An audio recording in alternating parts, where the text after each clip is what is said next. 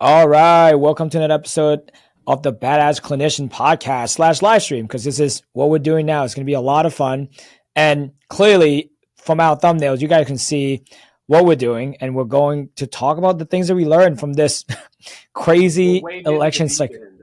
I know, crazy election cycle, but there's so much to be learned from like business and marketing perspective. Honestly, you and I talk off camera about this, and we're like, this is a good lesson that we all can learn because we're pretty fresh into it, considering it just happened last night. Yeah, and I would say this too. It's like anytime you wade in here, we're not gonna pick sides in this case. Yep. Um, Although I think we have to almost in a sense, if you look at the results, one party did really well, and the other one didn't do as good as expected. And I think there's a couple of things that at least we've identified that might be reasons why. So we're not talking policy. We're not talking, this one's better than that one. We're just simply talking about the lessons learned from going through the cycle and successes and maybe mistakes made, on the different sides that ultimately ended up in the result that we got last night. Yep. Yeah. So, all right, man, let's kick it off. Let's see. Yeah, I'm pretty. I made some notes. We kind of talked off camera. To me, we identified like five, I think, lessons that we can take away from the results. And I think the first one is I think it's really poignant because of what um, polarizing figure Donald Trump is. Like Mm-hmm. you either love him or you hate him. Now, obviously, there's people in the middle, Mm-hmm. but he either creates this affinity or just gets your blood boiling. And so I Yep. think the first lesson really is just be yourself. We've seen Trump. We saw him on TV for years before he ever got into the political arena. Once he got into the political arena, he hasn't changed. Yeah. People say he says mean things. He's derogatory. He's bombastic. He meanders when he talks, but that's who he is. Mm-hmm. Like, most of these politicians have consultants and coaches, and they try to change their delivery and, get them to kind of soften the tone a little bit. But Trump has never once done that. He has always stayed true to who he is. And I think that's what his base resonated with. Like, they appreciated the fact that he speaks his mind. He's Yeah. not afraid to kind of get down in the mud, so to speak, and sling the mud and fight back and push back and really get his narrative across. And so I think that's one lesson we can take away is don't try to change who you are. Like, be who you are. And in doing that, you'll attract the kind of people that you want to work with, Mm-hmm. and you'll repel those people that you don't want to work with. Now, obviously, as a politician, you want to attract all people, but Yeah. as a business owner, I think it's really important, and we've talked about this a lot, to build your brand that's going to attract the type of clientele, the type of patients and prospects and partners that you want to work with. And one of the best ways you can do that is just to be true to yourself in all settings, and don't try to change who you are to try to please everybody. Be yourself and let the chips fall where they may, so to speak. Yeah. And I think that I, so this is what's great is that I think we're so used to social media. We only have like 30 seconds to say how we really feel. And it's trained us to speak on soundbite, Yeah. right? So like where if you look at both candidates, one speak for like 2 hours, the other one speak in sound bites. And I think Yep. people are just kind of fed up with the soundbite kind of perspective. And if they want to make good informed decision, and when it comes to your health, people should make good informed decision, right? Yes. So, that's why being able to express, your philosophy, how you treat, like your approach, let's say like to ACL rehab, to any performance-based rehab, return to play. It's extremely important to be able to articulate and be concise with like, hey, here's the game plan. Here's what we do. Here's where you are. Here's where you're going to be at the end of this. Here's how we're going to get there. Right. Yeah. There's a plan in place rather than just saying like, oh no, this is just what we do. Like that doesn't work. Maybe it Yeah. worked um, to some people, but if you're going to charge premium, right, you can't just say those things like, oh, I just been doing this for 20 years. That doesn't work. Yeah. Like you Yeah. can be doing the wrong thing for 20 years. Yeah. Right. I, And yeah. go I was ahead. going to say, and I think that really speaks to, like, for example, our good buddy Jamie. up in Mhm. Rehabletics, New Jersey. Shout out to Jamie. He's been on social media a couple of times, kind of pushing against the narrative of the healthcare model and of PT and how it's delivered and the approach. Mhm. And he's gotten some pushback and he's gotten some flack, but he's stayed true to who he is and his beliefs and his philosophy. And again, it's probably going to turn off some people, but at the same time, it's going to attract a whole lot of the people that agree with him, that agree with the need to change the model or the style or the approach or whatever the case may be. And so again, it's won him some followers. It's he's starting to build his herd of people that appreciate what he has to say. The fact that he's not afraid to put himself out there, subject himself to the slings and the arrows. And so I think it's important that we keep that in mind, that as you do that, as you take those risks, as you push against the traditional model or traditional narrative that's out there, the Mhm. traditional approaches that are being taught or that have been done for years, you're going to get some pushback, but that's okay because Jamie's elevated himself in a sense to those people that appreciate what he has to say. Mhm. He's giving his perspective on the industry, on physical therapy, on performance training, on all those things, and it goes against what a lot of other people have said for a long time. Um, Yeah. and that's okay again because it's his approach, it's his philosophy, it's the way he sees the world, and he's not changing that just because everyone has said for the longest time that no, that's wrong. Mhm. He's willing to put himself out there, and so that's the invitation, I guess, is take your approach, take your style, take who you are as a clinician, as a business owner, and let people know what it is, and let the chips fall where they may. You're going to get some pushback. You're going to take some arrows, but that's okay because there are people out there that are looking for you and for your message and your style and your approach. Yeah, and I think that's go to the next point that you had, which is speaking on someone's pain point. If you can Yeah. see, if you look at this whole thing, the past month is everything was all about Pacific pain point, right? Like from the polling data, like where the pay, like 80% of, From I would say from one side, from yeah, Trump's side, they spoke to their audience's pain yep, points. Whereas the other side, it almost seems like they projected onto their audience what they felt like were the mm-hmm, pain points, you yep, know? And so it's a very clear contrast, I think, where when you look at it, one side was extremely effective because they were talking about the issues that were important to their audience. And it was it expanded, so to speak, their audience, like their mm-hmm, fan base, because they were issues that were important to a lot of people. Whereas I think again on the other side, on the Democrat side, they focused in on a couple of key issues that I think they thought and they wanted to push as mm-hmm, the big issues that were important. And I think the voters spoke very clearly that the side that spoke to their pain points and addressed those specifically. Now there might be some disagreements and arguments as to how mm-hmm. well they did that, but they focused on those issues that were important to a large percentage of the American population, and the results showed that in the polls last, in the election results last night. Yeah, from a clinician and healthcare provider perspective, this is like you going to your doctor and they're just talking at you. They don't spend time to listen to how you feel. How does this injury make you feel as a person? What's your biggest concern? It's like you go in, they spend 15 minutes with you, like, well, here's what we're going to do, this and that, right? That's Yeah. great, but it's good to spend time, be like, hey, what's important to you? Like, Yep. why does this issue matter? Like, how do you feel? Like, all right, after you heard your ACL, like, what's the biggest concern?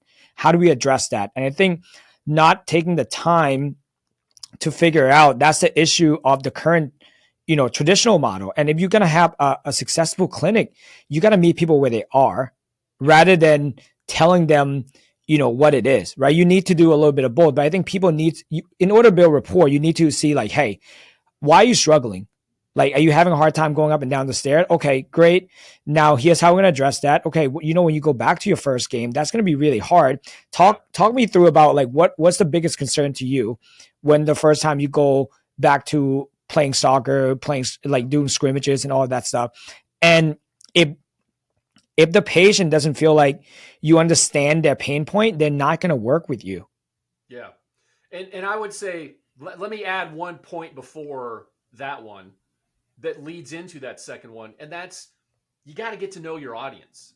Mm-hmm. Like, Yep. before we can talk about their pain points, we have to understand who our target audience is. And so, just like you said, like, you've got to spend time understanding who they are, what their concerns are, what their health history is, what their exercise slash, competitive, playing experience is, what are their goals, what are their aspirations, so that you can then, step three, address those pain points. But Mm-hmm. if we don't spend time understanding who the target is, who we're trying to talk to, again, you kind of just end up throwing stuff against the wall and hoping that it sticks. And so, and we talked about this a couple of episodes ago with the story brand stuff that you guys went through. Like, you have to get really clear and very specific on who are you talking to. And once you've identified that and you understand, like, you can put yourself in their shoes and understand their thought process, the things that they're going through, their goals, the objections or the hurdles that they might have to overcome in order to be able to get where they want to go. Like, getting really deep and really detailed on that allows you to really hone in and create messages, sales scripts, treatment plans, whatever the case may be, that are going to effectively address those concerns, those desires, those goals that your target audience has. Yeah, I think the issue with the medical field in general is like clinicians make it more about them rather than the people they're trying to help, right? Yes. And again, we get super clear here at MyoConnect of like the people that are going to come see us, they're going to be having season-ending injuries. They've probably been to other PT before, have bad experience. So, all right, let's address what those bad experiences were, so that way we can kind of guarantee them, like, hey, I can guarantee you're not going to have those kind of bad experience because we have this kind of model, right? Oh, because you went through that, this is why we have this. Oh, I can guarantee you that's not going to happen because, we specialize in this and that, Yeah. right? So Yeah. now it's like you get to list who they are psychographically and what their problems are, like both physically, emotionally, and then you address them point by point, Yes. I mean, right? and as a business owner, as a clinician, how much clarity and confidence does that give you in your ability to deliver results? Mm-hmm. Like, Yeah. going in, understanding this is who they are. These are the usual things. Like, it helps you understand and know which questions to ask, what the potential objections might be when you present a plan of care, like what the hurdles might be that they might have to overcome in order to achieve the results that they want. Like, Mm-hmm. it just gives you so much clarity and confidence in your ability to not just present solutions, but deliver on those results. And like you said, be able to guarantee those outcomes if they fulfilled their part in the process, because and understand how your process and how your solution fits into the things that they're trying to achieve. Yeah. In some way, the process is and the solution are the same. Yes. Yep. Yep. Because if you don't have that process in place to address the solution, the pain point they're going through, there's going to be a huge disconnect. There's going to be a huge gap, and you're not going to be able to build trust that way. And Yeah. if you can't build trust, people are not going to take their credit card out of their wallet and be like, hey, okay, great, I'm going to commit to this, and I'm also going to drive X amount, and I'm going to come in X amount of time per week. Yeah. But also, I think too is having that, again, being very specific about who your target audience is. It allows you to focus your energy and your attention on those particular people. So instead of trying to Mm-hmm. be all things to all people, you know, seniors, like occupational, injuries, no, you're talking to athletes and Mm-hmm. active adults, active people that want to perform better, live longer, you know, perform better, whatever the case may be. Like, you've gotten really specific with your messaging because you know who you are. So the Mm-hmm. sooner you can identify who your target audience is, the sooner you can then start to identify what their goals are, what their objectives are, why are they coming to you, What are the obstacles and the hurdles that you're going to have to overcome? So it's almost like taking a magnifying glass. You hold it Mm-hmm. up to the sun, and yeah, the sun is warm, but when you get that magnifying glass and you can direct that light to a certain point, it's that much more powerful. And it's the same thing with your marketing, with your branding, with everything that you're trying to do.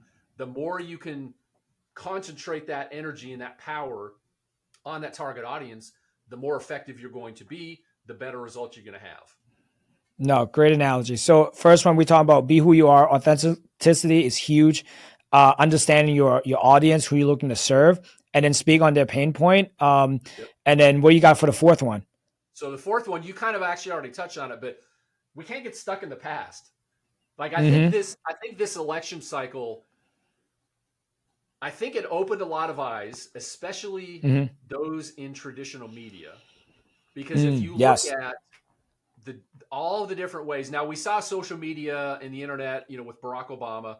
He was the first one that really started to use social media to get the word out and to generate excitement. So we've already kind of been through that, but that was a new paradigm, in 2008 when he started Mm-hmm. doing that. I think this one we really saw the introduction of long form podcasts and Yep. independent media sources as being a source of information that people are going to. And so, not that we're necessarily talking about, just that, but I think the idea that you have to be willing to embrace new channels, new markets, new ways of getting your message across and not being tied to those old models, because Mm-hmm. especially nowadays with the advent of technology, social media, the internet, AI, man, things are changing so fast, and you've got to be willing to adapt and utilize those new methods, the new media, so to speak, in order to get the word out about your business, the services, and the way that you can help. Yeah, and the new media is so big, man. Like if you look at the accumulation of views, especially when Trump go on Rogan, I think across all platforms, it's close to 150 million views. Yeah, yeah. Another one, That's for example, is Tucker Carlson.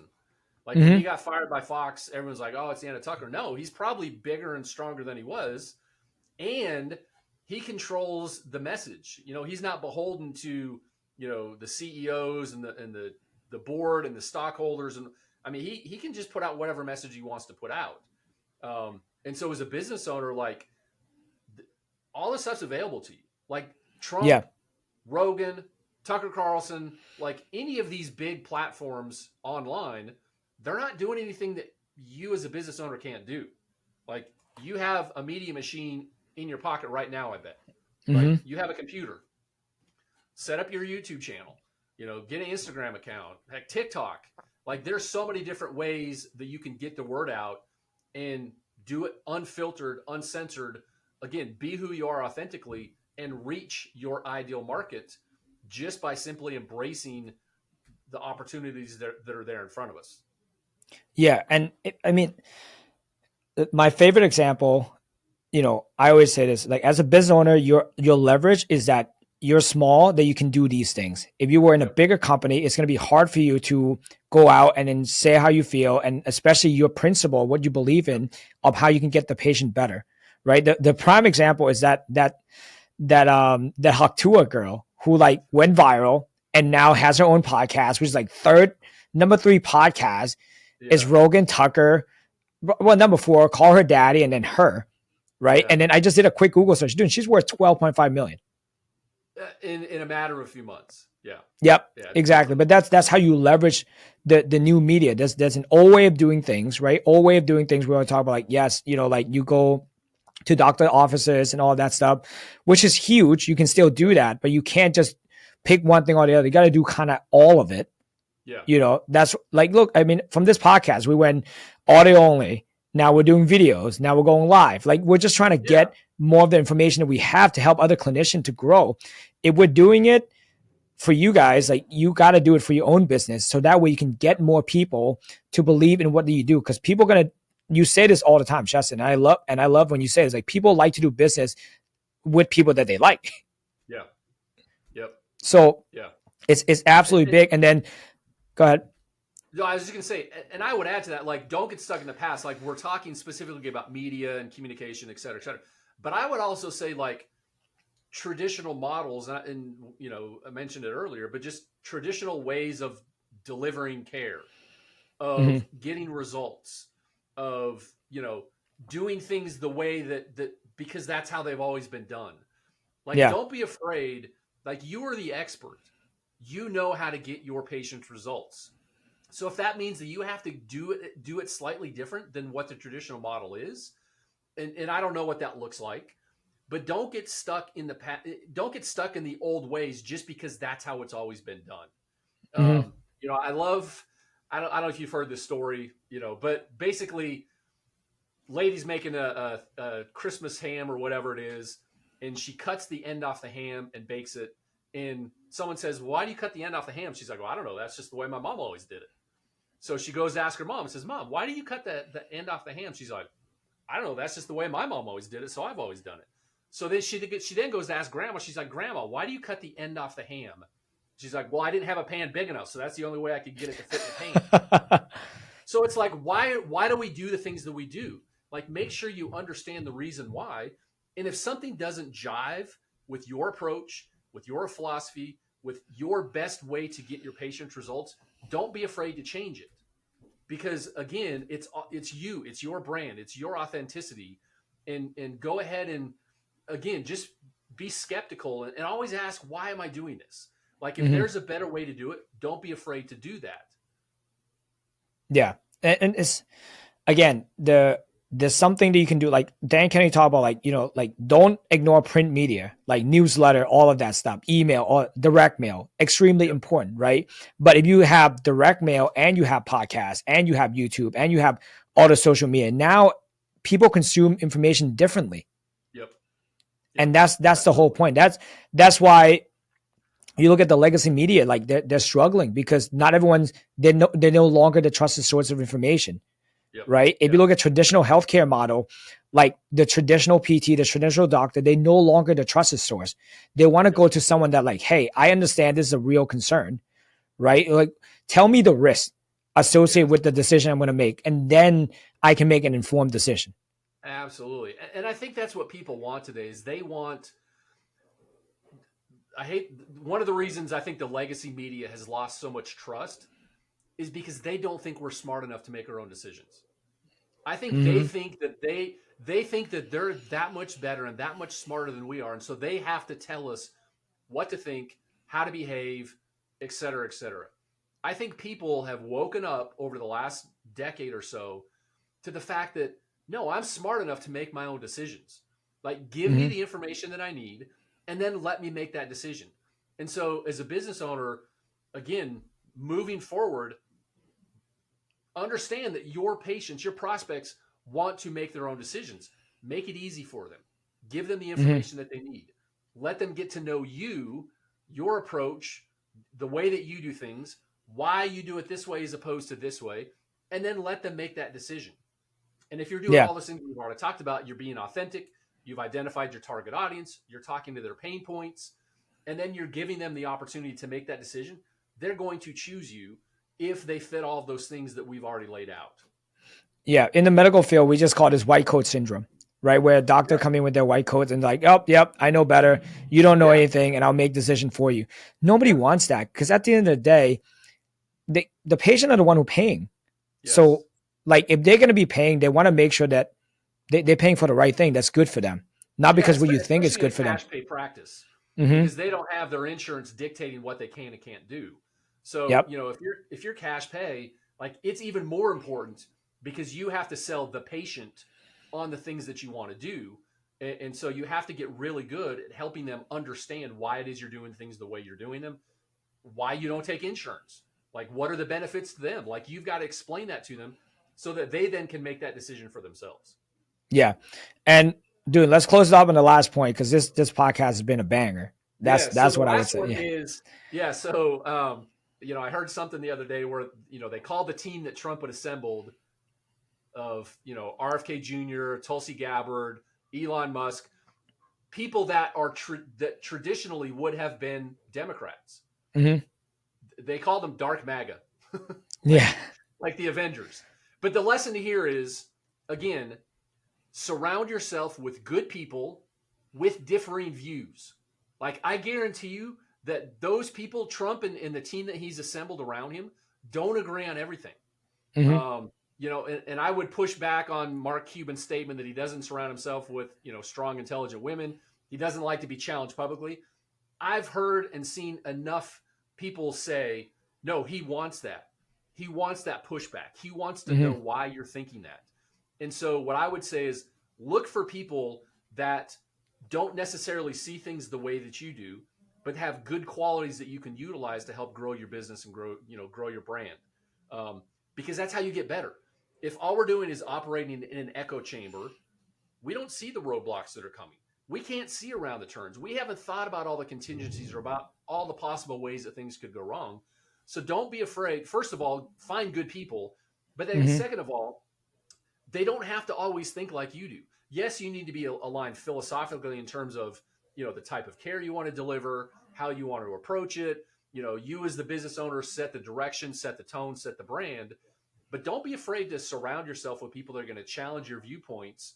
But then once you've kind of debated the way that you're going to deliver that, that they're going to go out and execute on those things that you've agreed upon, because Mm-hmm. that's how you build a strong, solid company that you as a business owner allows you to step away, take a week off, take 2 weeks off, take a month off, and know that your business is going to continue to grow and expand because you've surrounded yourself with a team of leaders, of doers, of executors, of people that you can trust to do the job that needs to be done.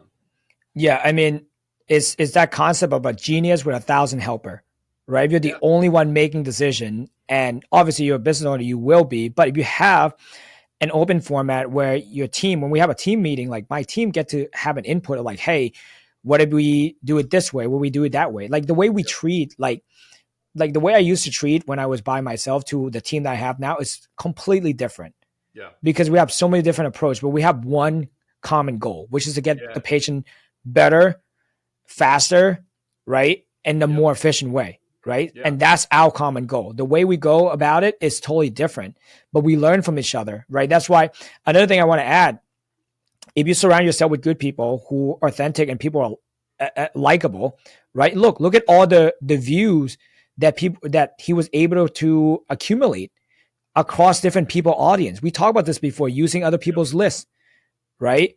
Like, Yep. collaborating with like different businesses, Yep. right? Ask them like, hey, what are you struggling with? Oh, great. Listen, I know how to solve that. I'm struggling with this. I think you can help me solve that. And now you becoming, you create your own little conglomerate in some way, a collaboration effort. That way the patient feels taken care of, right? When the patients come in, we say, hey, if you need to see someone, I already know where I'm going to send you.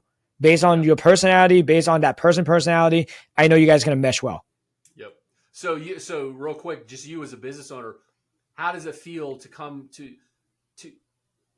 to actually go away and not be in your business, but know that you have good people in place that are going to continue to do things the way that they need to be done? What is it? Well, it's liberating.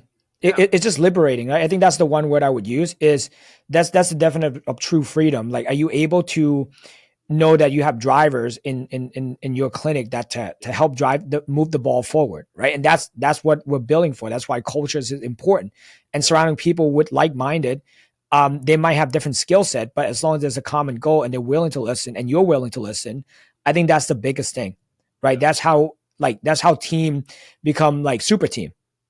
Yep. Right. I mean, how many times you and I seen, listen, do you remember when this Kobe, is it Steve Nash that was on the same team on the Lakers? And that just didn't work. Yeah. Right. Look at the Brooklyn Nets, the big three, that didn't work. Right. Because there's no collaborative effort. Yep. It's one of those things. He's a phenomenal player. Or James Harden. Yep. Like any team that they've been on, any super team, because at the end of the day, talent will only carry you so much, but if you don't have collaborative effort, it's not going to go anywhere. So, I mean, it's amazing to be able to just like extrapolate these things. And obviously we never talk about politics, but in this case, I think there's a lot to learn. I'm just happy that we're able to break it down where people can kind of, because it's real time, people can kind of still see what's going on. And like, and then, like talking about going viral, like last minute before we finish this, like where, Kamala was having a hard time going viral. If she were to go viral, it's not a good viral video. Yeah. Right. Last night when she was trying to do a fake call, show her camera real quick, like that was not a good viral moment. Right. Trump going to McDonald's, viral moment. Him capitalize on the whole garbage thing, get a garbage truck. That was a viral moment. Yep. Like, so you got to be able to, apply all these things to your business. And then this is something that we can learn from it. Yeah. And I think good business owners are able to do that and look at a situation and extract the meaning and apply it to themselves. Again, regardless of which political, the side of the aisle that you're on, there are absolutely some lessons. And I'm sure there's a bunch that we didn't get to. But you can absolutely, from both sides, take away lessons that you can apply. And so hopefully we've kind of stimulated your thinking and got you, to kind of look at your business and how can you apply these lessons, or what other lessons did you learn from this election cycle that you could then take and apply to your business? Yeah. Like always, man, great talking to you. Great podcast. Again, we'll be back next week. We'll keep the live stream going. If you guys enjoy this, please like, share the videos, and then, hit us up if you ever need any help. Yep. Love it. All right, man. I'll see you next week.